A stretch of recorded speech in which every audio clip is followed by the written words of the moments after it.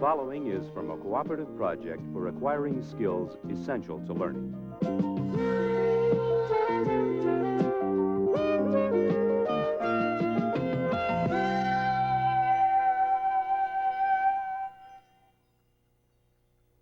Have you checked electrical continuity through the whole set?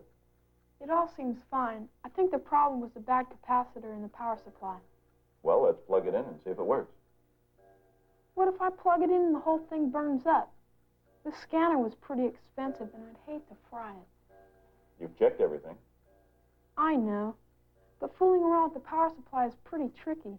One cross wire could send high voltage through the whole set. You know what I think? What? I think you've done a good job troubleshooting. I think this scanner's going to work fine. So you think it's all right that I'm not risking the whole set? I didn't say that. You had a problem, and you set about solving it. You came up with a possible answer. It seems right, but there's always a risk. After all, what do you want? I want a guarantee. I can't help you. How about plugging it in? That I can help you with.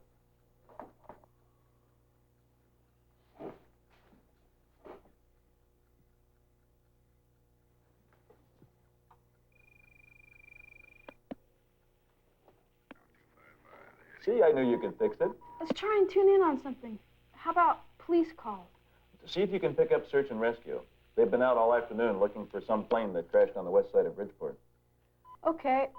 I think they're up around 150 megahertz. I didn't hear anything about a plane crash. It's been on the news. They said it probably crashed sometime around noon. That's funny. I was talking to Jim on the phone this afternoon, and he said he heard a plane flying real low over the mountains, back by Mathersville. About that time. That's not west, that's southeast. Oh. Must have been a different plane. Maybe sightseers going in to see the ghost town. And that's the top of the news. Locally, a search continues for a small private plane that disappeared on a flight to Lake Meter. The plane, a single-engine Skyhawk, carried 4 passengers. Colleen Seeger, 12 years old, Roxanne Lydon, 13, and Cathy Jones, also 12. The plane was piloted by Jones' aunt, Susan Carpenter. According to the flight plan filed by Carpenter, officials estimate that the plane went down somewhere west of Bridgeport, and all search efforts are being concentrated in that area. But we're off course. We're nowhere near there. We'll join the search team tomorrow. The weather picture is a bit strange. Lows could drop below freezing in some outlying Below areas zero, tonight. great. So Shut up. let's stay inside, cuddle up by the fire, and listen to much more music on Hit Radio 99.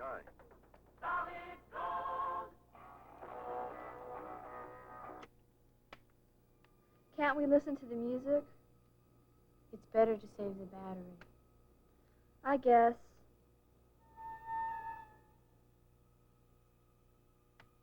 You guys, what are we gonna do?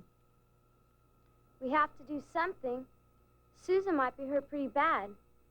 I thought we all agreed just to wait here until someone came to rescue us. That was the least risky thing to do. There's no telling how long that'll be now. And we have to get help for Susan. We have to get help for ourselves. We're not going to last long without any food and in this cold. I know. We can set the plane on fire. What? Sure, we can drain out the gas and set it off. They'd be able to see it miles away. Are you crazy? Have you seen all the trees and grass around here? If we set fire to that plane, we'd all go up with it. There's going to be a risk no matter what we do. Yeah, risk is one thing, but suicide's another. Roxy's right. With all these canyons around here and a fire that big, it could get out of control real easy. It's just too risky. Well, it's better than just sitting around and freezing. And we wouldn't be freezing if we would have brought our coats. We all decided to leave our coats behind. Because you said it was going to be hot at the lake. Look, stop trying to blame this on me. This whole trip was your idea, you and your aunt. Come on, it'll be fun. Some fun. I may die laughing. Shut up, Roxy. And that's another thing. Stop telling me to shut up. Yeah, and what are you going to do about it? What are you guys going to do? Punch each other out? Great. You think you know everything. Yeah, you're always so smart. I'm smart enough to know that we have a big problem, and blaming each other isn't going to help solve it. Yeah, I'm sorry. Me too. I'm just really worried about Susan. It doesn't look like she's in any pain. It's just like she's sleeping or something. I don't know. Did you see the dent on the instrument panel where she hit her head? Who knows how bad she's hurt?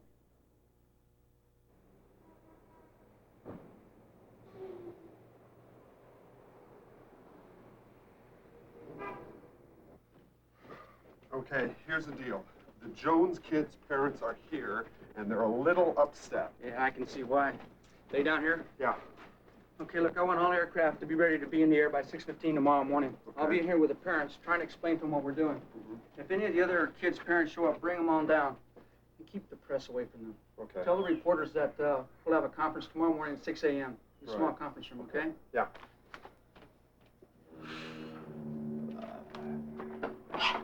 Mr. and Mrs. Jones? Yes. I'm Eric Carter. I'm in charge of the rescue teams from the Flying Doctor. Go ahead and have a seat. Oh, no, actually, let me explain to you things to do.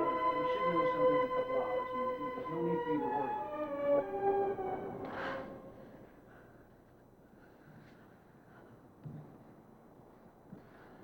I wonder if it'd be any warmer in the airplane. Not with the windows knocked out. I wonder how long it takes for a person to freeze. Cut it out. I froze a banana once. Why? Oh, I just wanted a frozen banana. Oh. Now I know how the banana felt.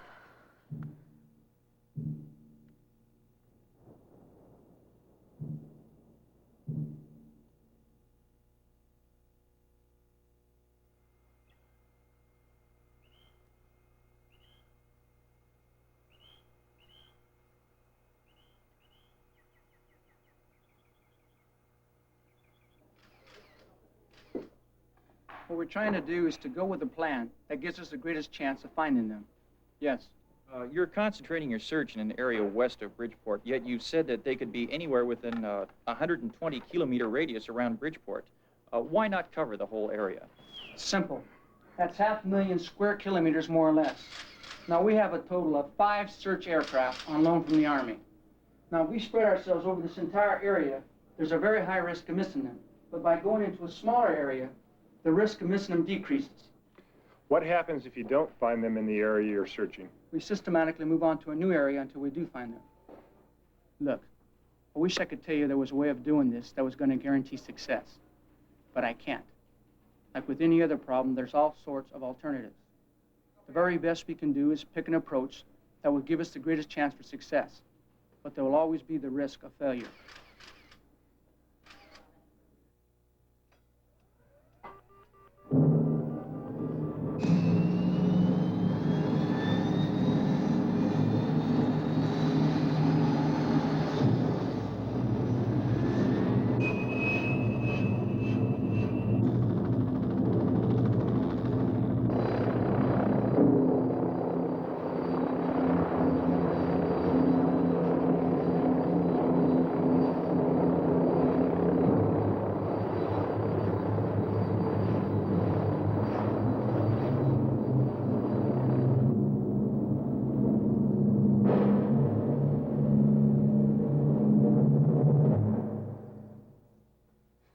Mathersville.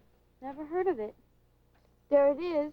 All we have to do is walk southeast till we hit this road, and we're there. How far is it? There's an easy way to find out. Can I use this pine needle?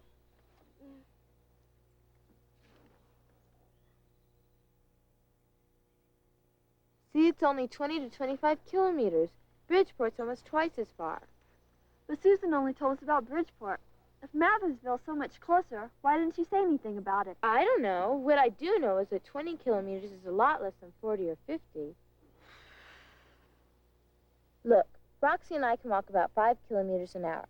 At that rate, it would only take us about 5 hours to get there. If we leave right now, we could be back here with help around lunch. I don't know. I just keep wondering why Susan didn't say we were closer to Mathersville. I don't know if we should take the risk. Okay, you want to talk about risks? Which is less risky? Walking 40 kilometers to Bridgeport or 20 to Mathersville? Maybe we shouldn't go at all. Maybe we should just wait. Then there's the risk that we won't be found today. Are you guys up for another night like last night? Do you think Susan can take it? I guess there's going to be a risk no matter what we do. Okay, Mallorsville. Anything's better than spending another night out here. Great. Let's get started. We'll need this map and the compass.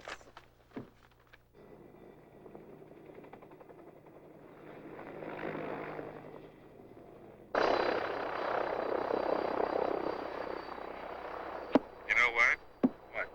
There's a possibility that we're looking in the wrong place for those girls. Well, we had to start someplace.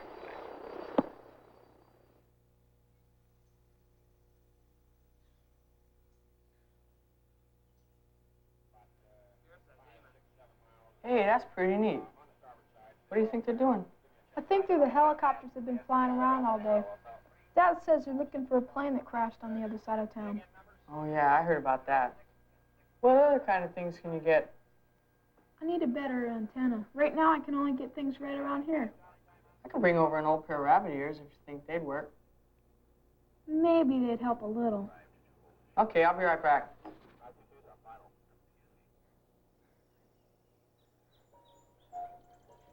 Wait, let's stop a second. Okay. You know what I think? What? Your estimation of how long it's going to take for us to get to this town is full of beans. I know. Sure, we can walk 5 kilometers an hour, but that's over flatland, not over these dumb rocks. I bet we haven't been walking more than 2 kilometers an hour. Man, that means we won't get to this town before sunset. Kathy's really going to be worried. Right. We better get going. Does the compass still say we're headed in the right direction? Yeah. Okay, come on.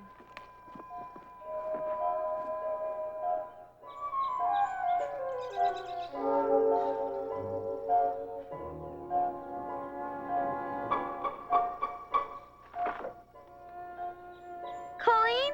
Roxy? Did you find the town?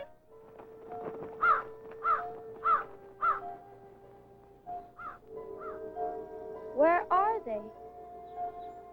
What'd I do with my watch?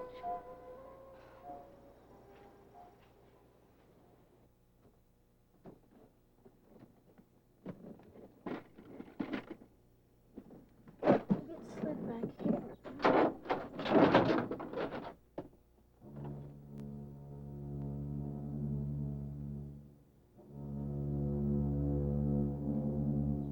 Emergency locator transmitter.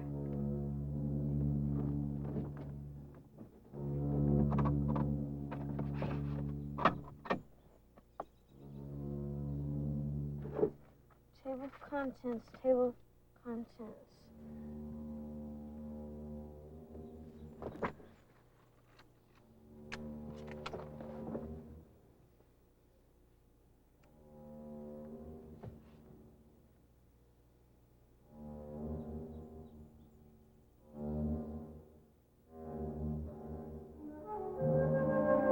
Now it's not locking up on anything.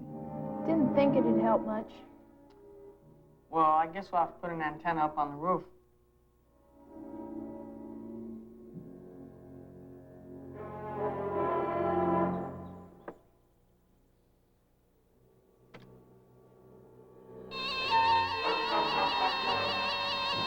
What's that? I don't know. I just had a funny thought. What if they found Kathy and Susan first? That would be great. Then Kathy tells them where we went, and they'd find us. Yeah, but what would you say if they asked, why'd you risk walking out? Why didn't you just stay with the plane? Suppose we did just stay with the plane, and they didn't find us for 2-3 days, even a week. What would you say if they asked us why we just didn't walk to this town? I guess so. My mom always says hindsight's 20/20.